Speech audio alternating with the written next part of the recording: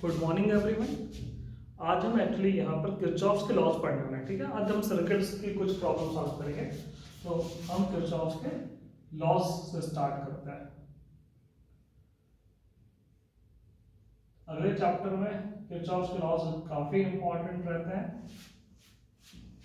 तो यहाँ पर अगर हमें थोड़ा बहुत अगर कम समझ में आता है तो कोई टेंशन नहीं लेनी है। फिर से अगले चैप्टर में हमें फिर से इसको रिपीट करना है। ठीक है, अगले चैप्टर में हमें ये चीज बहुत बार रिपीट करने वाला है। तो किरचॉफ्स के यहाँ पे दो लॉज होते हैं। किरचॉफ्स का फर्स्ट लॉ, या इसको हम लोग किरचॉफ्स का जंक्शन लॉ भी बोलते हैं। इसको हम लोग किरचॉफ्स का जंक्शन लॉ भी बोलते हैं। देखो, किरचॉफ्स का जंक्शन लॉ बहुत ही सिंपल सा है। ये हमें कहता है कि at any junction total electric charge is equal to zero. Total electric charge तुम्हारा जीरो होगा किसी भी जंक्शन में, है ना, ये ध्यान रखना है। तो ये सिंपल सा बेस्ड है तुम्हारा किस पर? ये बेस्ड होता है कंजर्वेशन ऑफ चार्ज पे।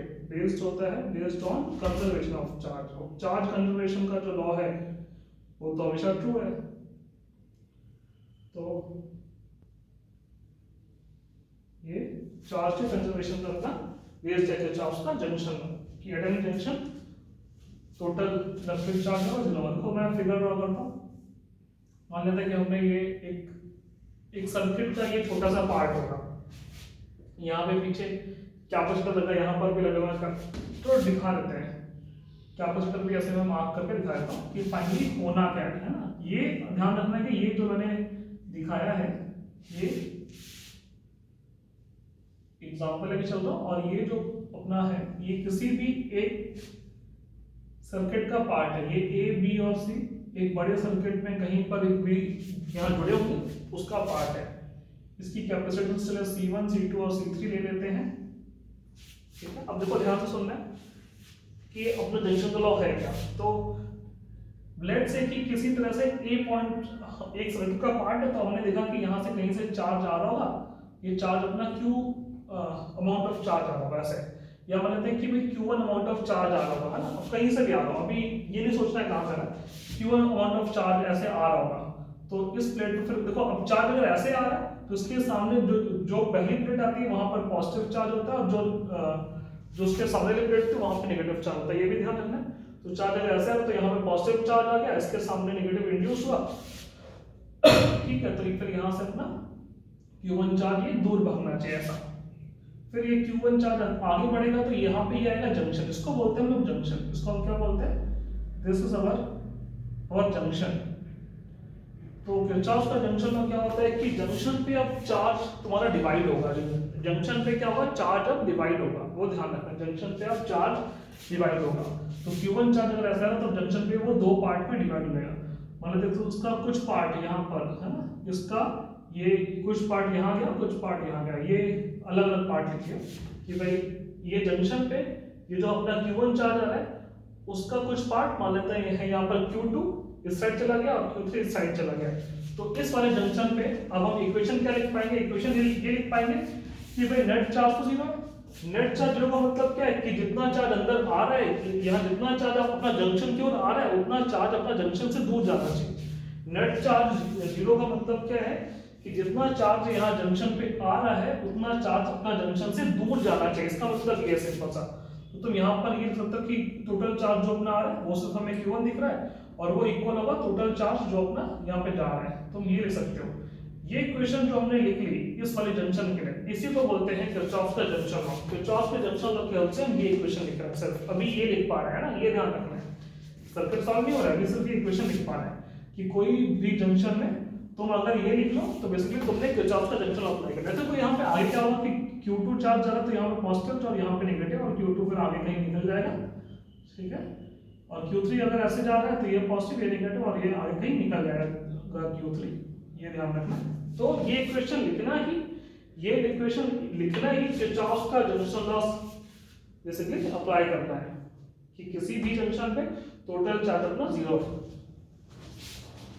होपफुली ये समझ में आ गया होगा कि ये हमने यहाँ पे जंक्शन पे इक्वेशन लिखी है कि यहाँ जितना चार्ज अपना जंक्शन को आ रहा है उतना चार्ज जंक्शन से अपना जाना चाहिए। ठीक है।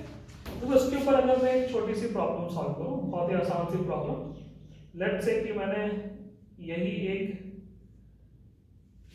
ये ऐसा ही एक मैंने पोर्शन ले लिया है,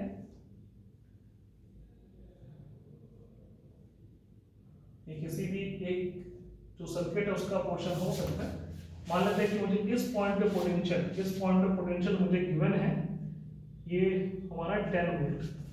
इस पॉइंट का पोटेंशियल मान लेते हैं हमें गिवन है ये 20 वोल्ट। इस पॉइंट का पोटेंशियल हमें गिवन है 0 वोल्ट। इसकी कैपेसिटेंस हमें गिवन है C, इसकी हमें गिवन है 2 टाइम्स C, इसकी गिवन है हमें कैपेसिटेंस,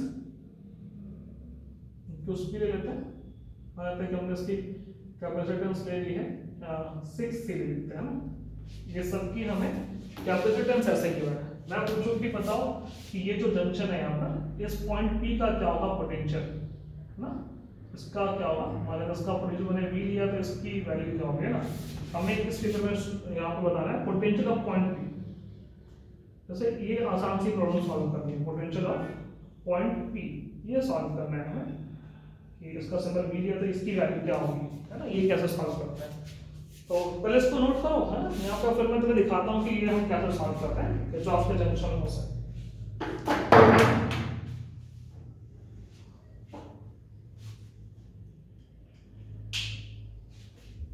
तो होपफुली सबने ये नोट कर लिया होगा।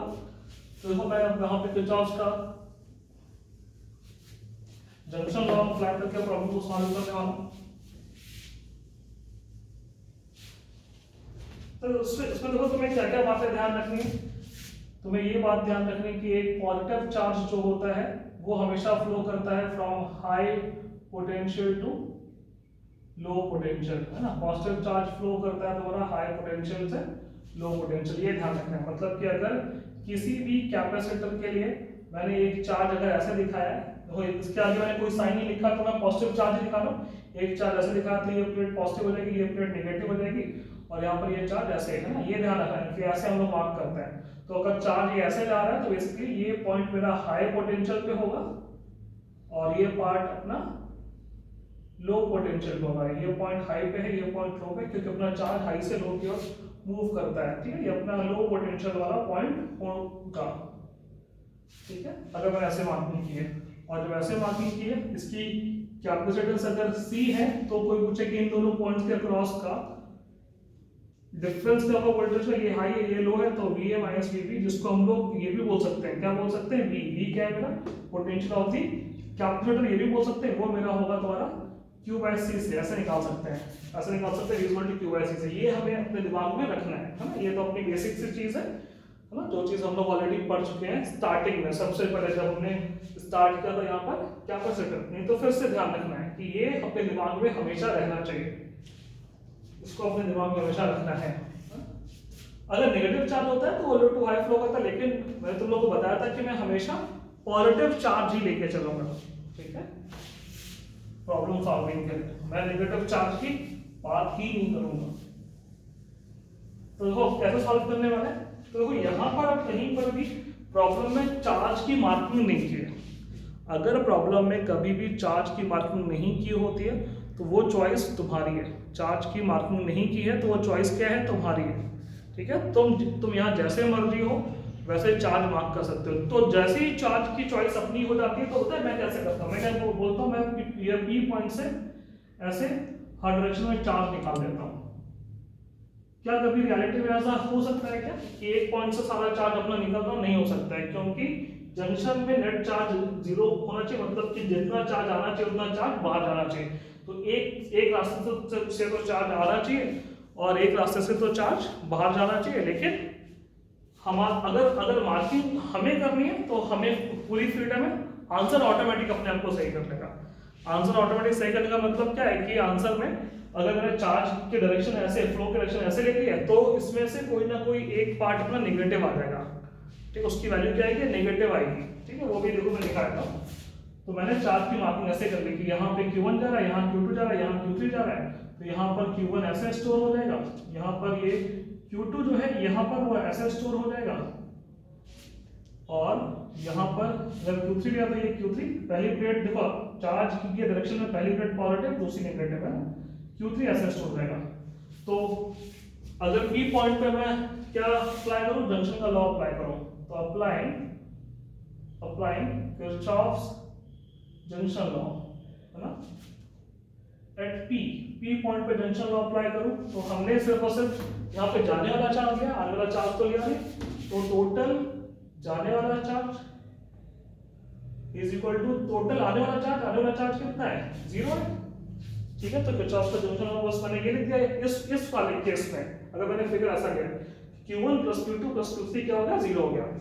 अब आगे कैसे सॉल्व करेंगे, तो यहाँ पर अगर मैं ध्यान दूं तो ये जो मेरा Q1 चार्ज है वो किसमें स्टोर हो गया, इसके लिए है। तो अगर मैं सिर्फ इतने पार्ट में देखूं तो इतने पार्ट में चार्ज ऐसे फ्लो कर रहा है, अगर चार्ज ऐसे फ्लो कर रहा है तो यहाँ पे चार्ज वैल्यू क्या होगी, चार्ज वैल्यू होगी Q = CV। तो C क्या है, इसकी कैपेसिटेंस 6C कैपेसिटेंस इनटू इसके अक्रॉस वोल्टेज का डिफरेंस। तो वोल्टेज का डिफरेंस क्या होगा, इसका वोल्टेज माइनस का वोल्टेज, क्योंकि चार्ज हमेशा हाई टू लो फ्लो करता है। अगर मैंने चार्ज के डायरेक्शन ऐसे ऐसे मार्क कर दिए तो मेरे हिसाब से, मेरी मार्किंग के हिसाब से ये हाई और वो लो है। तो Q = CV के हिसाब से C × V, V कितना होगा, तो V ये P पॉइंट का पोटेंशियल माइनस उधर क्या दिया है तुम्हारा, यहाँ पे ये 20 वोल्ट, ये हो गया यहाँ पे।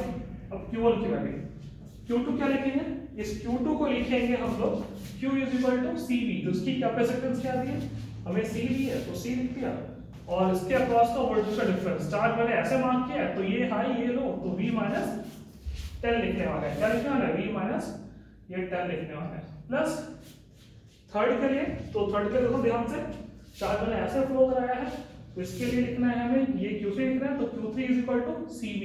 तो V क्या होगा, इसके अक्रॉस का वोल्टेज का डिफरेंस, तो V - 0, तो 2C × V - 0 = 0, है ना। इसमें मैंने डेटा पुट कर दिया। तो ये इक्वेशन हमने लिखी है किरचॉफ के जंक्शन लॉ से, है ना। इसको हम सॉल्व कर लेते हैं तो वो सबको दिख रहा है, तो C तो मेरा कॉमन लेके वहां बदलेंगे तो कैलकुलेटर हो जाएगा। अब अंदर भेजते तो 6V - 120 plus V - 100 plus 2V, तो 0 हो गया, तो 0, तो 6 7 8 1 9, तो 9V आ गया तुम्हारा 130 के, तो V आ गया तुम्हारा 130/9 वोल्ट्स। तो हमें दिख गया है कि इस केस में P पॉइंट का पोटेंशियल क्या होगा, 130/9 वोल्ट्स, ठीक है। तो वो भी आ गया। अब मैं पूछता कि यहाँ पर अपने ये जो कैपेसिटर है इसमें कितना कितना चार्ज स्टोर होगा, तो Q1 की वैल्यू निकालते हैं। तो Q1 क्या है, Q1 =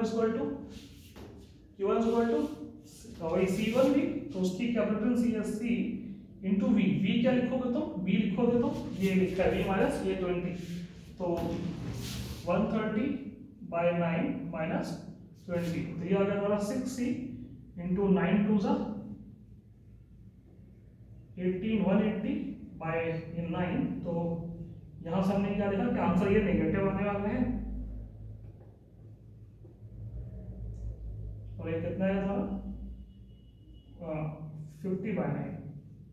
इसको और सॉल्व कर लेते हैं, तो 3 2 6 3 3 9, तो ये आएगा -100C/9। अच्छा ये नहीं 100C/3। अब ध्यान से देखो, ये अपना चार्ज तुम्हारा जो भी यूनिट दी हो, ये C फॉर कूलम नहीं है, C फॉर अपनी कैपेसिटेंस है ना। जो भी तुम्हें यूनिट दिया उस यूनिट में आ जाएगा। ध्यान से क्या देखना है कि यहाँ पर अब Q1 की वैल्यू क्या है, नेगेटिव आ गई, तो ये क्या शो कर रहा है, ये पार्ट हमें ये शो कर रहा है Q1 की वैल्यू यहाँ नेगेटिव है, Q1 की वैल्यू यहाँ पे नेगेटिव है। तो ये डेटा हमें ये शो कर रहा है कि मैंने इस वाले फिगर में मैंने Q1 ऐसे मार्क किया था, लेकिन यहाँ पे अपना Q1 ऐसे नहीं होगा, Q1 ऐसे होगा, जो डायरेक्शन मार्क किया उसके जस्ट अपोजिट होगी, ये शो कर रहा है नेगेटिव से। तो देखो यहाँ पे इस ब्रांच में चार्ज ऐसे आ रहा होगा, इस ब्रांच में क्या होगा कि जंक्शन की ओर चार्ज ऐसे आ रहा होगा, कहीं से जा रहा होगा, क्या मतलब जंक्शन की ओर अपना चार्ज ऐसे आ रहा होगा। अब हमें यहाँ पर ये Q2 और Q3 भी चेक कर लेते हैं कि Q2 कितना होगा, Q3 कितना होगा। उसको नोट करो, फिर मैं रब करता हूँ और मैं Q2 और Q3 भी चेक कर लेता हूँ, है ना। एक बार फटाफट कैलकुलेशन में देख लेते हैं।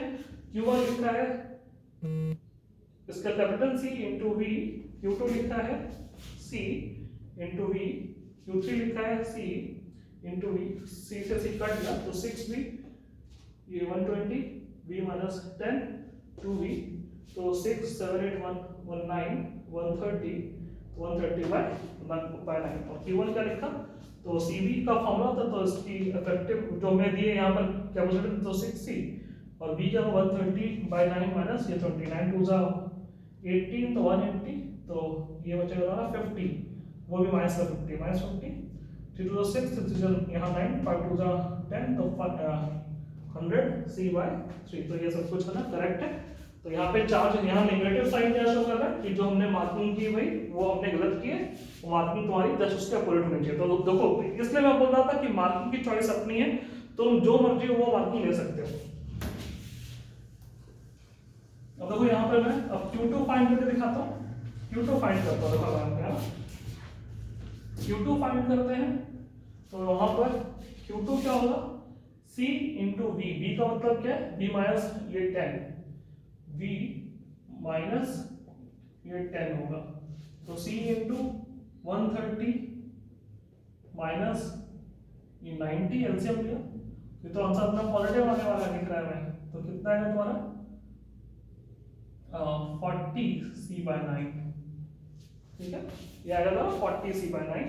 तो ये अपना पॉजिटिव आ रहा है, इट मींस कि हमने जो यहाँ पे अब ये जो Q2 मार्क किया वो परफेक्ट मार्क किया है।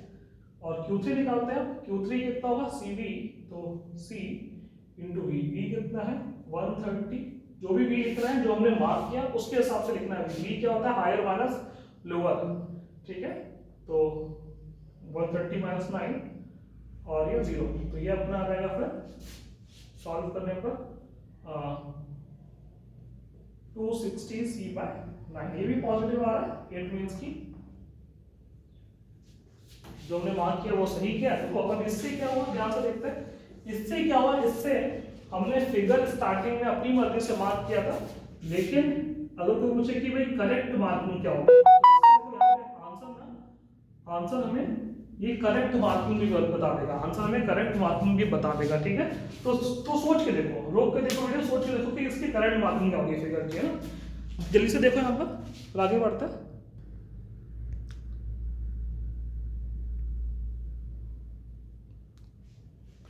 करेक्ट मार्किंग तो मैं देखनी है फिगर की, तो करेक्ट मार्किंग तो ऐसे दिखाई देगी, ध्यान से देखना है।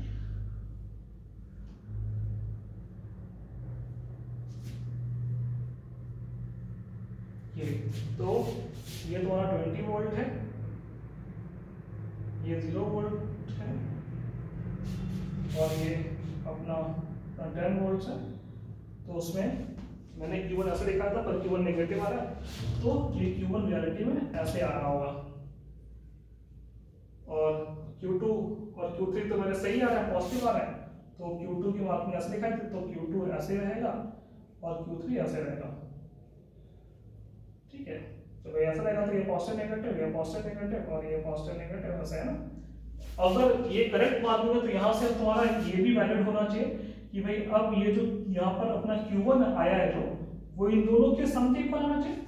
तो अगर मैं देख लेता हूँ कि अब मैं Q2 और Q3 को ऐड करता हूँ, देखता हूँ कि Q2 प्लस Q3 Q1 के इक्वल आ रहा है या नहीं आ रहा है, तो उसको जो ऐड करते हैं, तो ऐड करने पर वो क्या होना चाहिए, क्योंकि अपना चार्ज का जंक्शन लॉस तो वैलिड रहेगा, तो जितना जितना चार्ज अब जंक्शन की ओर आया है उतना चार्ज अब जंक्शन से जाना चाहिए। तो ऐड करते हैं तो कितना आएगा, तो ऐड क्या हो जाएगा 300 C बाय 9 है, ये 260 प्लस 40 तो 300 C बाय 9। तो उसको सॉल्व करेंगे तो 3 को डिवाइड करेंगे, मतलब इसमें 3 से डिवाइड करेंगे तो 100 C अपॉन 3, तो 3 3 9 3 1 3 और 0 0, तो 100 C बाय 9 देखो यहाँ पर। तो बेसिकली देखो यहाँ पे नेगेटिव साइन जो मेरा पहले आया था, इसने क्या बताया, इसने ये बताया कि जो अपने मार्किंग की है ना वो गलत मार्किंग की है ना, तो रियलिटी में मार्किंग इसके जस्ट अपोजिट होनी चाहिए। तो ये ध्यान रखना है कि मार्किंग की चॉइस अपनी है, अपना आंसर बस उसके अगर हिसाब से मार्किंग के हिसाब से अगर तुम इक्वेशन लिखोगे ना, डिफरेंशियल लॉ अप्लाई करोगे ना, तो आंसर ऑटोमेटिक अपने आप को बता देगा, आंसर अपने आप को सही कर लेगा कि हमने जो मार्किंग की है तो उसमें ये चेंज करना है। देखो रियल मार्किंग हो जाएगी, और रियल मार्किंग में हम क्या सीख रहे हैं कि भाई जंक्शन में हमेशा एक वाली ब्रांच से चार्ज आना चाहिए, और एक ब्रांच तो कम से कम ऐसी होनी चाहिए जहां से चार्ज अपना जाए, दो भी हो सकते हैं। अब 2 से चार्ज अपना जा रहा हो और 1 से आ रहा हो, या फिर 2 से आ रहा हो 1 से जा रहा हो, वो तो डिपेंड करता है हमारे ये पोटेंशियल्स की वैल्यूज पे, ठीक है ना। ये ध्यान रखना है। होपफुली सबको इस वाले एक्सरसाइज से प्रॉब्लम से किरचॉफ का जंक्शन लॉ का बेसिक जो है वो थोड़ा बहुत समझ में आया होगा, उसको नोट कर लो, फिर आगे बढ़ते हैं। तो मैंने यहाँ पे देखो सबके लिए चार्ट निकाल दिया। अब हम लोग किरचॉफ का लूप लॉ सीखते हैं। किरचॉफ का जो सेकंड लॉ है लूप लॉ, वो सीखने वाला है।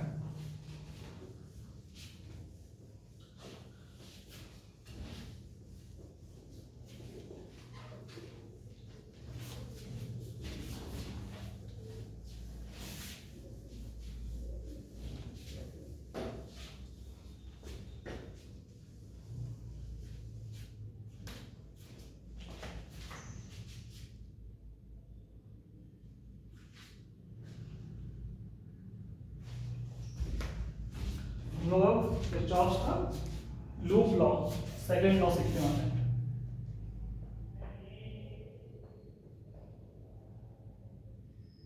तो इसमें क्या है, बहुत ही ध्यान से देखते हैं। लेट्स से कि हमारे पास कोई भी एक सर्किट दिया है ना, जिसमें कैपेसिटर्स लगे हैं।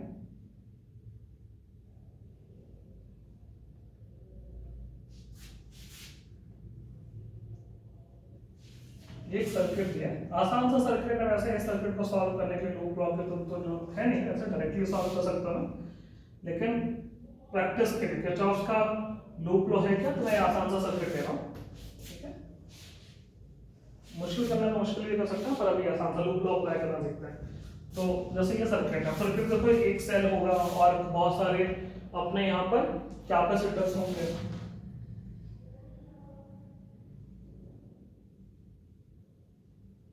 ये ध्यान रखना है कि, और ऐसा भी हो सकता है कि एक सेल ना हो, अपने बहुत सारे सेल हो, बहुत सारे अपने कैपेसिटर्स भी हो। सर्किट में एक से ज्यादा भी सेल हो सकते हैं, ये ध्यान रखना है हमें। तो किरचॉफ का लूप लॉ क्या होता है कि तुम्हें सर्किट में क्लोज लूप ढूंढने के, क्या ढूंढने के तुम्हें, क्लोज लूप।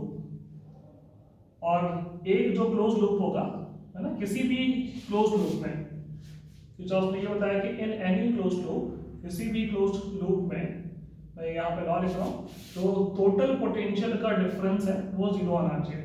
ये V for potential difference, total potential का डिफरेंस है 0 आना चाहिए। अब जो पोटेंशियल का डिफरेंस है किसी भी दो पॉइंट्स के अबाउट, पोटेंशियल का जो डिफरेंस होता है वो ध्यान रखना है तुम्हें कि यहाँ पर बेसिकली पोटेंशियल ड्रॉप भी हो सकता है और पोटेंशियल गेन भी हो सकता है।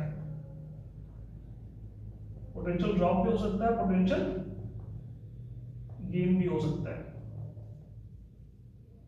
तो अभी मैं ये पूरा तुम्हें समझ में आएगा कि बेसिकली ये है क्या। ड्रॉप का मतलब क्या है कि अगर हम दो पॉइंट्स के लिए जा रहे हैं, तो अगर बेसिकली हाई पोटेंशियल से लो पोटेंशियल गए, तो उसको बोलते हैं कि इन दोनों पॉइंट्स के अक्रॉस क्या हुआ है, इन दोनों पॉइंट्स के अक्रॉस पोटेंशियल ड्रॉप हुआ है, मेरा है ना, कम हुआ है, हाई वोल्टेज से लो वोल्टेज।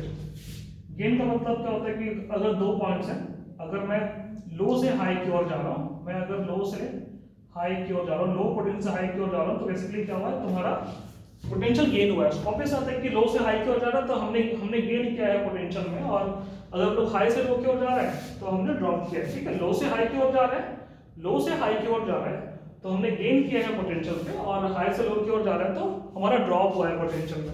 तो फिर जितना भी ड्रॉप है या गेन है पोटेंशियल का, ये ध्यान रखना, जितना भी ड्रॉप है या गेन है पोटेंशियल का, इसकी बैलेंस शीट बनानी, नहीं जैसे कि प्रॉफिट एंड लॉस की बैलेंस शीट बनाते हैं, है ना। प्रॉफिट एंड लॉस की बैलेंस शीट बना रहे हैं कि भाई जितना हमने खर्चा किया, जितनी हमारी इनकम आई, उसकी बैलेंस शीट बनाते हैं। वैसे ही यहाँ पर ड्रॉप और गेन की जो बैलेंस शीट है, उन सबका सम क्या आना चाहिए, 0 आना चाहिए। उन सबका सम क्या आना चाहिए, 0 आना चाहिए। इट मींस कि यहाँ पर ड्रॉप और गेन के लिए हमने कुछ साइन कन्वेंशन लिया होगा, ड्रॉप और गेन पे हमने कुछ साइन कन्वेंशन लिया होगा, है ना, तभी तो सम 0 आना चाहिए ना, या 0 आएगा। तो साइन कन्वेंशन ध्यान रखना है कि अगर हमें कहीं पर भी ड्रॉप मिलता है, कहीं पर भी हमें ड्रॉप मिलता है, तो मैं नेगेटिव साइन लूंगा, वो हमें चेंज के लिए, उस चेंज को हम नेगेटिव साइन से शो करेंगे। कहीं पर भी हमें गेन मिलता है तो उस चेंज को हम पॉजिटिव साइन से शो करेंगे, ठीक है। कहीं पर भी हमें गेन मिलता है, कहीं पर भी जैसे दो पॉइंट्स के क्रॉस हमें गेन मिलता है तो उसको हम लोग पॉजिटिव साइन से शो करेंगे, ठीक है ना। तो पहली चीज ये कि किसी भी क्लोज लूप में टोटल पोटेंशियल डिफरेंस क्या आएगा, जीरो आएगा अगर उस लूप में हम घूमेंगे। तो ये मैंने आसान से यहाँ शब्दों में लिखा, ये चीज अभी देखो समझ में आने लगे। तो ये किस पर बेस्ड हो गया फिर, अगर मैं बोल रहा हूँ कि बैलेंस शीट अपनी बैलेंस्ड है, मतलब कि जितना गेन उतना ड्रॉप हो रहा है, तो ये बेस्ड हो गया तुम्हारा कंजर्वेशन ऑफ एनर्जी पे। ये टोटल एनर्जी क्या रहेगी, बेसिकली यहाँ पे क्या सीख रहे हैं कि उस लूप की टोटल एनर्जी क्या रहनी चाहिए, कांस्टेंट रहनी चाहिए। तो based on conservation of energy, ये कंजर्वेशन ऑफ एनर्जी पर बेस्ड है, based on conservation of energy. इतना में ध्यान रखना है। देखो अब मैं यहाँ पर अप्लाई करना सिखा रहा हूँ कि हमें स्टेप्स क्या क्या अप्लाई करना है, उसका नोट करो। इसको हमें यहाँ पे नोट करना है, पहले ये पार्ट अपना नोट कर लो। फिर मैं यहाँ पर इस सर्किट में किरचॉफ का लूप लॉ अप्लाई करना सिखाने वाला हूँ कि हमें कैसे अप्लाई करना है।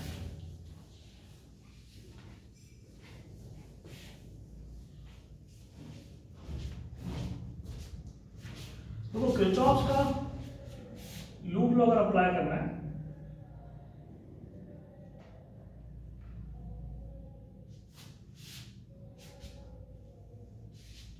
किरचॉफ का लूप लॉ अप्लाई करना है, तो सबसे पहला स्टेप होता है मार्क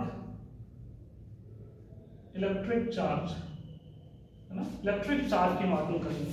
अच्छा एक चीज और ध्यान रखना है कि यहाँ पर हम जब भी बात करते हैं सर्किट्स में, हम जब भी बात करते हैं वहां पे हम स्टडी स्टेट की बात करते हैं। किसकी बात करते हैं, हम स्टडी स्टेट की बात करते हैं।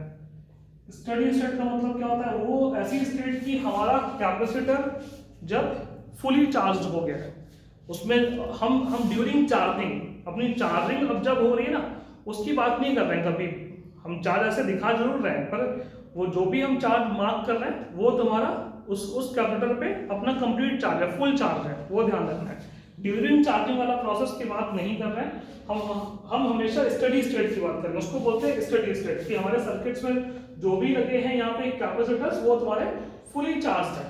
जो भी लगे हैं कैपेसिटर्स वो तुम्हारे फुली चार्ज है।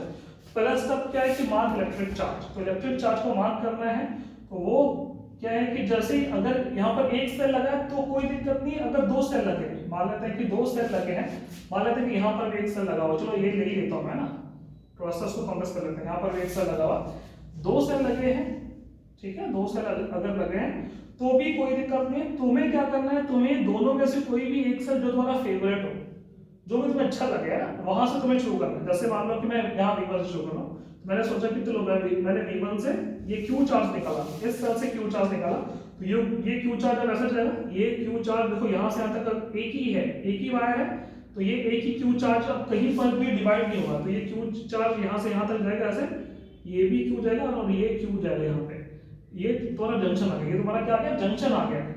तो जैसे ही जंक्शन आएगा तो बिकॉज ऑफ किरचॉफ का जंक्शन लॉ ये चार्ज तुम्हारा डिवाइड होगा। तो दो पार्ट में मालूम है डिवाइड किया, ये Q2 और Q3 पार्टनर्स को मैंने डिवाइड किया। तो ये अपना अब यहाँ पे इसको देखते हैं पहले, तो ये अपना Q2 जाएगा, तो ये अपना Q2 यहाँ पर स्टोर हो जाएगा। यहाँ पे क्या स्टोर होगा, ये Q2, फिर ये Q2 आगे बढ़ेगा और इसमें भी Q2 स्टोर हो जाएगा। ये ध्यान रख, ये तुम्हें दिख रहा है कि ये दोनों पे सेम चार्ज अपना स्टोर होगा, Q2 और Q2। वैसे भी हमने सीखा था कि दो अगर कैपेसिटर सीरीज में होते हैं तो उसमें चार्ज अपना सेम रहता है, तो सेम दिख रहा है। फिर ये अपना Q3 है, तो यहाँ पे पॉजिटिव नेगेटिव, उसमें Q3 चार्ज स्टोर हो गया, और Q3 आगे बढ़ रहा है, तो अब ये आ गया, तो इसमें कुछ स्टोर तो होना नहीं, तो ये Q3 चार्ज ऐसे आगे निकाल देना तुम्हें ना, तुम्हें इसको लेकर ज्यादा लोड नहीं लेना। ये Q3 चार्ज ऐसे यहाँ से यहाँ निकल जाएगा, क्योंकि बैटरी का काम ही क्या है कि भाई नेगेटिव से पॉजिटिव चार्ज को मूव कर रहा है, तो फिर बैटरी उस चार्ज को ऐसे मूव करा देगी। अगर तुम यहाँ से स्टार्ट करोगे चार्ज, तो तुम्हें इसकी चिंता नहीं करनी है। अब जो भी चार्ज है उस ब्रांच में ऐसे निकाल देना है, और इस जंक्शन में यहाँ से अपना Q3 घूम के आ गया है, यहाँ से अपना ये Q2 अपना घूम के आ गया, दोनों मिलके यहाँ पे फिर से क्या बनेंगे, ये Q। अगर Q तुम्हारा Q2 और Q3 में टूटा है, तो Q3 और Q3 ये Q2 और Q3 मिलके Q बन जाएंगे। जब ये Q बन जाएंगे तो इस वाले वायर में ये अपना Q चार्ज ऐसे फ्लो करेगा। और बस इतना ध्यान रखना है कि जो चार्ज हम निकालें, जो चार्ज हमने जिस भी बैटरी से अपना चार्ज स्टार्ट किया निकालने का, जो चार्ज हम वहां से उसकी पॉजिटिव से निकाले, वही चार्ज उसके नेगेटिव पे घूम फिर के आना चाहिए। तो मार्किंग हमने परफेक्ट मार्किंग कर ली।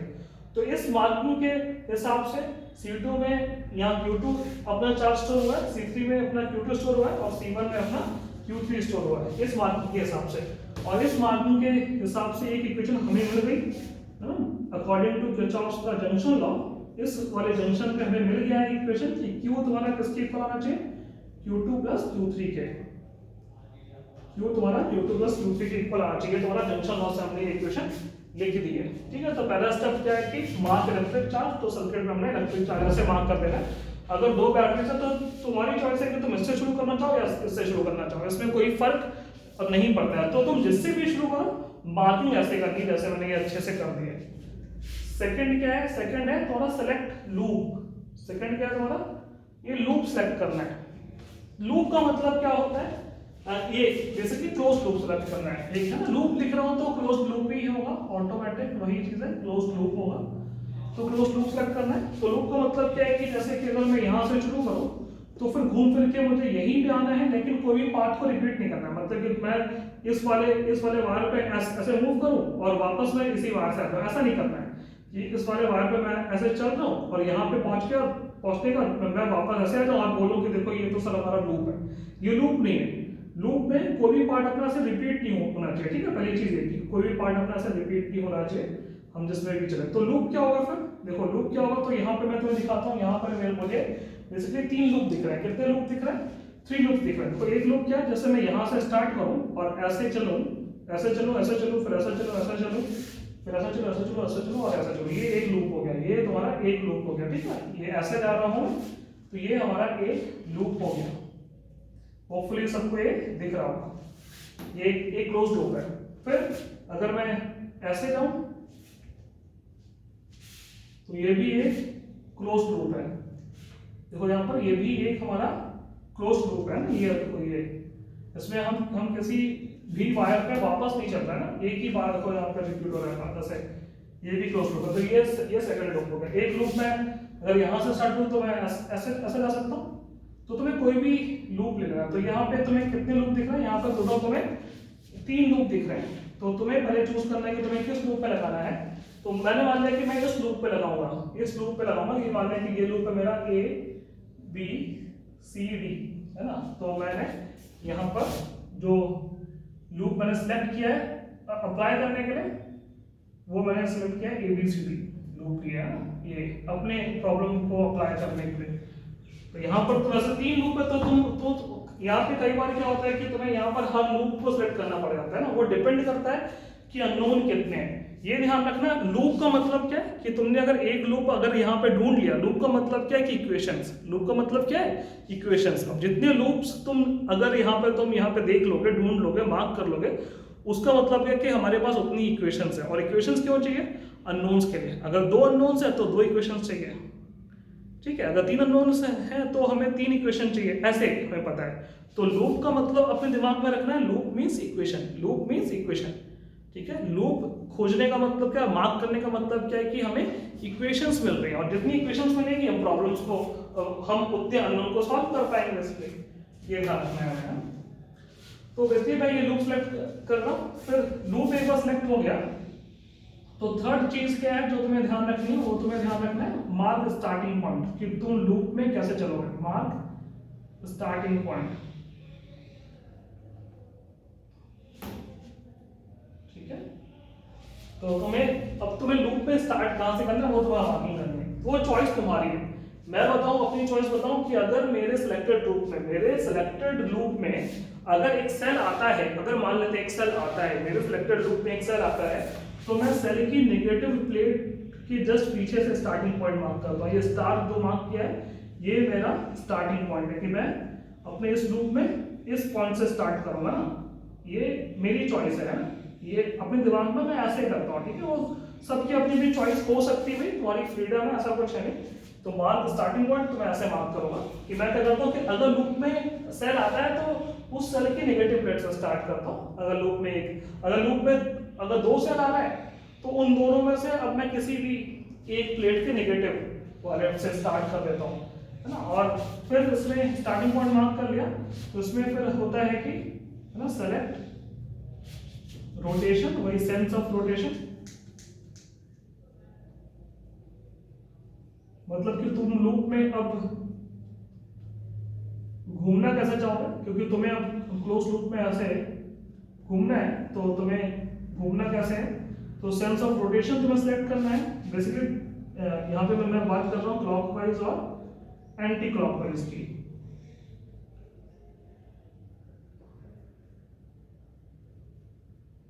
इसका मतलब क्या, देखो देख लेते हैं। इसका मतलब सिंपल सा है कि तुमने अगर यहाँ स्टार्ट किया तो तुम लूप में ऐसे ऐसे चलोगे या ऐसे चलोगे, वो तुम्हारी चॉइस है। फिर से तुम लूप में इस स्टार्टिंग पॉइंट से ऐसे जा रहे हो या स्टार्टिंग पॉइंट से तुम ऐसे जा रहे हो, ठीक है ना, तुम्हारी स्टार्टिंग पॉइंट है, तो वो तुम्हारी चॉइस है। मान लेते हैं इस केस में मैंने एंटी क्लॉकवाइज लिया, क्लॉकवाइज भी ले सकते हैं, लेकिन जब मैं यहाँ पे नेगेटिव से चलता हूँ तो मैं कोशिश करता हूँ कि मैं अपना पहली बार मैं नेगेटिव से पॉजिटिव कर रहा हूँ। ये मैं अपनी चॉइस बता रहा हूँ, तुम्हारी चॉइस कुछ भी है। तो मैंने एंटी, तो मैं मतलब कि यहाँ से स्टार्टिंग पॉइंट से ऐसे ऐसे चलना शुरू करूँगा, ऐसे।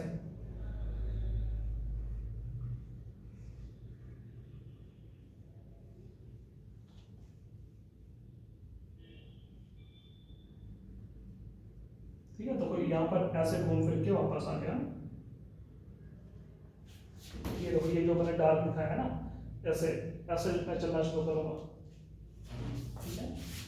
और फिफ्थ क्या है तुम्हारा, कि जो साइन कन्वेंशन है वो तुम्हें याद रखना है। साइन कन्वेंशन है वो तुम्हें याद रखना है। क्या साइन कन्वेंशन याद रखना है, कि हाई टू लो जा रहे हो तो तुम्हें नेगेटिव लेना है, लो टू हाई जा रहे हो तो पॉजिटिव लेना है। हाई टू लो तो ऐसे याद रखो कि भाई नुकसान हो रहा है, हाई टू लो जा रहा है ना, प्रॉफिट से loss, high to low, high potential से लो पोटेंशियल, मतलब कि हमारा क्या हो रहा है, ड्रॉप हो रहा है पोटेंशियल का। जैसे प्रॉफिट अपना ड्रॉप होता है तो बेसिकली उसको लॉस ही होता है, नेगेटिव साइन, ऐसे बस ध्यान रखना है। वैसे इसमें भी तुम्हारी चॉइस है, इसमें भी तुम्हारी चॉइस है, इसमें कुछ फिक्स नहीं है, तुम चाहो इसको पॉजिटिव इसको नेगेटिव ले लो, वैसा वैसा ले लो, लेकिन ये मैंने अपने लिए फिक्स कर रखा है, तो तुम भी फिक्स कर लो, तो तुम्हें बार बार तुम्हारी चॉइसेस को बार बार सोचने की जरूरत नहीं पड़ेगी। मैंने क्या फिक्स कर रखा है कि मैं हाई टू लो को हमेशा नेगेटिव लूंगा, लो टू हाई को मैं हमेशा पॉजिटिव लूंगा, क्योंकि ये चीज ना जब लोग हाफ लूप लेंगे ना, हाफ लूप अप्लाई करेंगे तो उसमें ये चीज हमें फिक्स रखनी पड़ती है, ठीक है। इसलिए है ना, यहाँ पे कंप्लीट लूप के लिए, यहाँ क्लोज लूप के लिए इसको फिक्स करने की जरूरत नहीं है, लेकिन फिक्स कर लो चलो अभी, नहीं तो कंफ्यूज होते रहोगे। तो हाई टू लो को मैंने नेगेटिव लिया, लो टू हाई को मैंने पॉजिटिव लिया, ठीक है। ये मेरा कन्वेंशन रहेगा दिमाग में, तो कन्वेंशन हमेशा ये दिमाग में रखना है। तो ये अपने स्टेप्स हैं। अब मैं यहाँ पर इस लूप पे अप्लाई करने वाला हूँ, यहाँ पे किरचॉफ का लूप लॉ, किरचॉफ का लूप लॉ होता क्या है इसको देखो यहाँ पे, नोट करो इसको यहाँ पे, फिर मैं किरचॉफ का लूप लॉ अप्लाई करके दिखाता हूँ, फिर मैं किरचॉफ का लूप लॉ अप्लाई करके दिखाता हूँ। तो देखो यहाँ पे ध्यान से, हम किरचॉफ का लूप लॉ अप्लाई कर रहे हैं। तो मैंने यहाँ से स्टार्ट किया, ये स्टार्टिंग पॉइंट है। देखो अब मैं ऐसे यहाँ से चलना शुरू करता हूँ, तो जैसे ही चल रहा हूँ तो सबसे पहले मुझे एक बैटरी दिख रही है। क्या दिख रही है? बैटरी दिख रही है। तो तुम्हें तुम पता, अब मैं क्या सोचता हूँ, यार ये एक रोड है, ये एक रोड है, इस रोड पे मुझे चलना है, और रास्ते में अगर बैटरी आएगी या फिर कैपेसिटर आएगा उसको जंप करना है। बैटरी आने वाली है रास्ते में, या अगर रास्ते में यहाँ पर कैपेसिटर आ रहा है तो उसको जंप करना है, ऐसे ऐसे मैं सोचता हूँ ना। यहाँ पर एकदम वीडियो गेम के जैसा, बेसिकली जैसे एक हम गेम खेल रहे हैं, हम यहाँ पे वीडियो गेम खेल रहे हैं बेसिकली, ऐसा हम सोच रहे हैं। तो बेसिकली ये स्टार्टिंग पॉइंट है, स्टार्टिंग पॉइंट से जैसे मैं आगे चल रहा हूँ, ऐसे लूप को मैं ऐसे लिया तो ऐसे मैं आगे चल रहा हूँ, तो यहाँ पर मुझे ये पहला जंप मिल रहा है। क्या मिल रहा है? ये पहला मुझे जंप मिल रहा है, क्योंकि मुझे यहाँ पर अब जंप करना है, बैटरी को जंप करना है। तो मैं बैटरी की, देखो यहाँ दिख रहा है कि मैं नेगेटिव प्लेट से पॉजिटिव प्लेट की ओर जंप कर रहा हूँ, मैं बैटरी के नेगेटिव प्लेट से पॉजिटिव प्लेट की ओर जंप कर रहा हूँ। तो नेगेटिव से पॉजिटिव की ओर जंप करने का मतलब क्या है? नेगेटिव से पॉजिटिव की ओर जंप करने का मतलब क्या है कि लो से हाई जंप करना। और नेगेटिव प्लेट तो लो पे होती है और पॉजिटिव प्लेट अब हाई पे होती है, तो मैं लो से हाई पे जंप कर रहा हूँ, मैं लो से हाई पे जंप कर रहा हूँ। तो लो से हाई पे मैं क्या लिखूंगा यहाँ पे, साइन क्या लिखूंगा यहाँ पे? पॉजिटिव। तो ये प्लस लिया, और इसका कितना डिफरेंस दिया मुझे? V2। V2 क्या होता है? हमेशा इन दोनों प्लेट्स के बीच का डिफरेंस, उसका कितना डिफरेंस दिया? V2। तो ये आ गया मेरा प्लस V2, फिर प्लस साइन लगाऊंगा, फिर अगला पोर्शन लिखने वाला है मुझे। तो मैं आज फिर से अपने पाथ में ऐसे चलना शुरू करता हूँ। ये जब मैं देखो चल रहा हूँ तो कहीं पर भी अब कुछ अपना जंप नहीं आ रहा है, मैं चल रहा हूँ। जैसे यहाँ पर तो मुझे फिर से जंप दिखा, ये मुझे अब कैपेसिटर को जंप करना है, तो मैं इसकी नेगेटिव प्लेट से पॉजिटिव प्लेट की ओर जंप कर रहा हूँ। तो फिर से नेगेटिव से पॉजिटिव की ओर जंप करने का मतलब क्या है कि लो टू हाई। क्या मतलब है? लो टू हाई, ठीक है। नेगेटिव से positive, low to high, positive से नेगेटिव, हाई टू लो। तो लो टू हाई जंप कर रहा हूँ, तो इसका भी मैं प्लस साइन लिखूंगा, अपना वोल्टेज का डिफरेंस। और क्या होता है? तो हमारे यहाँ पर कैपेसिटर के लिए जो वोल्टेज का डिफरेंस होता है वो होता है तुम्हारा V = Q/C फॉर कैपेसिटर। तो इसमें चार्ज कितना लिखा है, तो ये लिखा है मेरा यहाँ पे Q2, इसकी कैपेसिटेंस है C3, तो इसके लिए लिखेंगे प्लस Q2/C3, ये लिख दिया। फिर प्लस से लगाया, फिर अगला पोर्शन, तो अगले पोर्शन में हम लोग ये आगे जा रहे हैं, देखो ये आगे जा रहे हैं हम लोग, बढ़िया से आगे जा रहे हैं। तो फिर से मुझे अब ये वाला कैलकुलेटर यहाँ रास्ते में आएगा तो उसको जंप करना पड़ेगा। इसको जंप कर ले तो हमें दिख रहा है कि हम लो टू हाई, हम नेगेटिव से पॉजिटिव जंप कर रहे हैं, लो टू हाई जंप कर रहे हैं, लो टू हाई जंप कर रहे हैं, तो फिर से प्लस साइन और क्या आएगी वैल्यू, तो ये आएगी यहाँ पर Q2/C2, ये क्या आने वाला है, Q2/C2 आने वाला है। फिर हम लोग ऐसे ही आगे जा रहे हैं, आगे जा रहे हैं ऐसे, फिर से हमें दिखाई दिया यहाँ पर कैपेसिटर, तो यहाँ पर दिख रहा है कि अब मुझे यहाँ पे पॉजिटिव से नेगेटिव जंप करना पड़ा, मुझे अब यहाँ पे पॉजिटिव से नेगेटिव जंप करना पड़ रहा है, और पॉजिटिव से नेगेटिव के लिए हम लोग लिखेंगे यहाँ पर हाई टू लो के लिए पॉजिटिव मतलब हाई और नेगेटिव मतलब लो, तो हाई टू लो के लिए लिखेंगे हम लोग नेगेटिव साइन। तो यहाँ पर अपना माइनस चार्ज कितना है Q3/C1, ये लिखा हुआ है माइनस Q3/C1, इस फॉर्मूले से ना Q/C। और फिर हम लोग आगे जाएंगे तो वापस हम उसी पॉइंट पे आ गए जहाँ पे हमने स्टार्ट किया था। ये ध्यान रखना है कि अगर हम स्टार्टिंग पॉइंट पे वापस आ जाते तो रुक जाना है और फिर ये इक्वल टू 0 कर देना है। तो ये हमने जो इक्वेशन लिखी है उस लूप के लिए, इसी को हम बोलते हैं कि अपना किरचॉफ का लूप लॉ। इसी इक्वेशन को ही बेसिकली क्या बोल रहे हैं, किरचॉफ का लूप लॉ। कि अगर ये इक्वेशन लिख पा रहे हैं हम किसी भी एक क्लोज्ड लूप के लिए, तो बेसिकली हम किरचॉफ का लूप लॉ अप्लाई करना जानते हैं। तो ये किरचॉफ का लूप लॉ से हमें ऐसे ही इक्वेशन मिल जाती है। होपफुली ये सबको समझ में आ गया होगा। देखो अच्छा, मैं यहाँ पर एक और लूप के लिए इक्वेशन लिख के दिखाता हूँ। यस, अब ध्यान से देखो, आपने पहले इसको नोट कर लो अच्छे से, इसको लिख लो यहाँ पे। अब मैं एक और लूप ले रहा हूँ, मैं चलो ये लूप ले लेता हूँ, ये देखो ये नीचे वाला लूप, यहाँ लूप ले रहा हूँ, इसमें मैं मार्किंग जो कर रहा हूँ, अब मैं यहाँ पे डैश लाइन से मार्किंग करूँगा। तो ये स्टार्टिंग पॉइंट मार्क किया, ऐसे मैं ऐसे चलूंगा, ऐसे चलूंगा इस लूप में,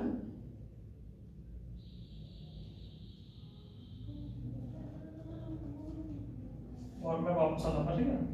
अगर मैं इस लूप में लिखूँ ना, ये लूप, मान लो इस लूप का नाम रखा है मैंने लूप नंबर 2, इस लूप की बात कर रहा हूँ ना। तो अगर मैं लूप नंबर 2 के लिए लिख रहा हूँ इक्वेशन, ध्यान से देखना, स्टार्टिंग पॉइंट मार्क कर दिया, मैं कैसे अब घूम के जाऊंगा, तो क्लॉकवाइज भी मैंने मार्क कर दिया, चार्ज तो मार्क सब कुछ हो गया है, सेंस ऑफ रोटेशन हो गया, ये तो मुझे अपने दिमाग में स्टोर है। तो देखो यहाँ पर जब मैं ऐसे चलना शुरू कर रहा हूँ, तो सबसे पहला जंप क्या होगा, सबसे पहला जंप होगा low to high, low to high मतलब कि प्लस V1, तो सिंपल सा V1 लिख रहा हूँ मैं, ठीक है। फिर आगे चल रहा हूँ, कोई भी जंप नहीं मिल रहा अभी तक इस वाले पे, जब यहाँ पर तो मुझे यहाँ जंप मिलेगा, जंप मिलेगा तो कहाँ से कहाँ, फ्रॉम पॉजिटिव टू नेगेटिव, देखो पॉजिटिव प्लेट से नेगेटिव प्लेट, तो क्या आएगा, तो नेगेटिव आएगा, high to low, high to low तो नेगेटिव, नेगेटिव कितना आएगा, तो यहाँ पर Q3/C1। फिर हम आगे जा रहे हैं, आगे जा रहा है, देखो ये बैटरी आई फिर से, तो इस बैटरी को जंप करना पड़ेगा, इस बैटरी की अब नेगेटिव से पॉजिटिव प्लेट को जंप करना पड़ेगा, तो नेगेटिव टू पॉजिटिव मतलब कि low to high, low to high jump करना है, तो ये प्लस V2 का, फिर ये आगे गए लूप में, या आगे गए लूप में कहीं नहीं कुछ जंप नहीं करना पड़ा, और वापस वहीं आके जहाँ स्टार्ट किया था, तो रुक जाना और इक्वल टू क्या रखना है, 0 लिखना है। तो ये इक्वेशन लिख दी, तो बेसिकली हमने किरचॉफ का लूप लॉ अप्लाई कर दिया। होपफुली सबको ये क्लियर हुआ होगा, ठीक है। अब इसको हम लोग अभी प्रॉब्लम से अप्लाई करना सीखेंगे, पर ये है हमारा किरचॉफ का लूप लॉ। तो इसको हमें याद रखना है हमें, कि हमें ये स्टेप्स हमें याद रखने हैं, और जब मैं बहुत बार अप्लाई करूंगा तो तुम्हें और समझ में आएगा। ये तो भी हमने फर्स्ट टाइम देखा है, तो हो सकता है कि ये चीज हमें याद हमें ना रह पाए, लेकिन जब लोग रियल प्रॉब्लम से सॉल्व करेंगे तो तुम्हें ये सब कुछ याद रह जाएगा। तो इसको नोट करो, फिर आगे बढ़ते हैं। अब मैं एक आसान सी सर्किट की प्रॉब्लम दिखाता हूँ सॉल्व करके, बहुत आसान से लेके चलता हूँ। हो सकता है कि हमें उसमें इसकी जरूरत भी ना पड़े, किरचॉफ के लूप लॉ की जरूरत ना पड़े। वो तुम्हारा कॉम्बिनेशन ऑफ कैपेसिटर से सॉल्व हो जाएगा, उसके फॉर्मूले से हो जाएगा सॉल्व।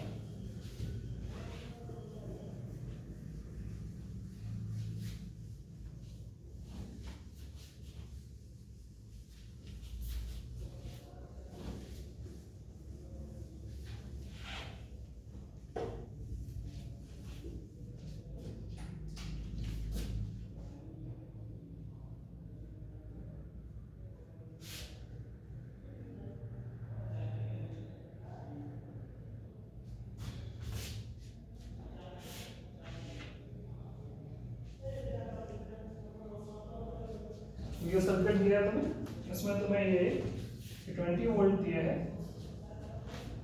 ये 3 माइक्रोफैरड दिया है इसकी कैपेसिटेंस, ये दिए तुम्हें 4 माइक्रोफैरड और ये तुम्हें दिया 5 माइक्रोफैरड दिए यहाँ पे कैपेसिटेंस।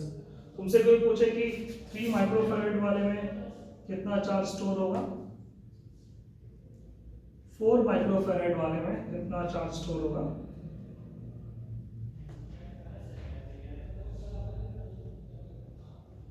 5 माइक्रोफैरड वाले में कितना चार्ज स्टोर होगा, और इन सब का पोटेंशियल भी कितना होगा, इन सब का पोटेंशियल भी कितना होगा। तो 4 वही 3 का 4 का 5 का क्या होगा पोटेंशियल, वो ध्यान रखना है। उसका सिंबल अभी मैंने नहीं करते, मैंने यहाँ पे स्टेटमेंट में 3 माइक्रोफैरड का कितना होगा पोटेंशियल, मतलब कि इसका मतलब क्या है कि इन दोनों प्लेट्स के बीच का वोल्टेज का डिफरेंस है। 4 माइक्रोफैरड वाला जो कैपेसिटर है उसका कितना होगा पोटेंशियल, और जो 5 माइक्रोफैरड वाला है कैपेसिटर उसका क्या होगा पोटेंशियल का डिफरेंस। ठीक है, तो कैसे सॉल्व करते हैं, ध्यान से देखते हैं। तो वो सबसे पहली चीज की इस बैटरी, अगर एक सिंगल सी बैटरी है ना यहाँ पे, तो सबसे आसान सारी सर्किट होता है।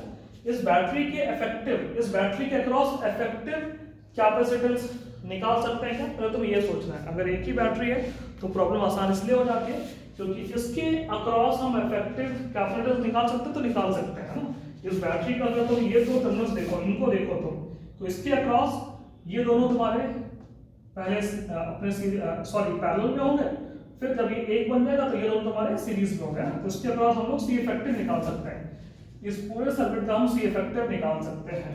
ठीक है, तो वो सॉल्यूशन में सबसे पहली चीज क्या करनी है कि तुमने इस पूरे का सी इफेक्टिव निकाल लेना है, सी इक्विवेलेंट निकाल लेना है, और सर्किट फिर इतना छोटा सा रिड्यूस हो जाएगा ना, सर्किट हमारा पास इतना सा रिड्यूस हो जाएगा ना। तो इससे क्या होगा, इससे तुम ये निकाल सकते हो कि बैटरी से कितना चार्ज अपना निकल रहा है। तो क्यू चार्ज ऐसे जाएगा, यहाँ पे क्यू स्टोर होगा और क्यू चार्ज ऐसे वापस आएगा। ठीक है, तो तुमने सी इक्विवेलेंट निकाल लिया तो सर्किट ऐसा रिड्यूस हो जाएगा, और उससे तुम फिर ये अपना क्यू निकाल सकते हो। तो सी इक्विवेलेंट कैसे निकालेंगे, तो हम निकाल सकते हैं कॉम्बिनेशन ऑफ कैपेसिटर की हेल्प से।